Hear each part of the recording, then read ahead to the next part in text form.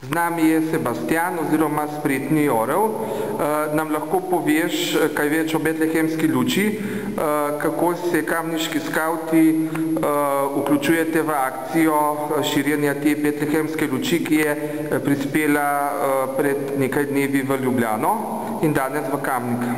Ja, pač zdaj tukaj z nami bo betlehemska lučka.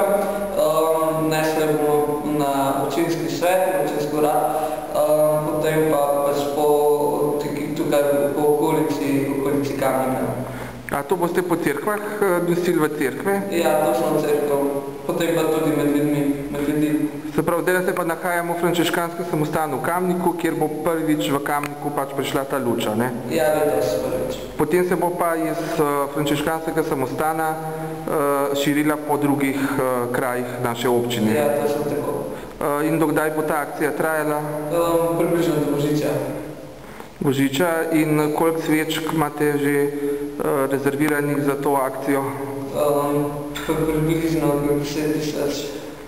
Aha, to je prav samo za kamniško občino? Ja. Aha. In je veliko navdušenje med skavti?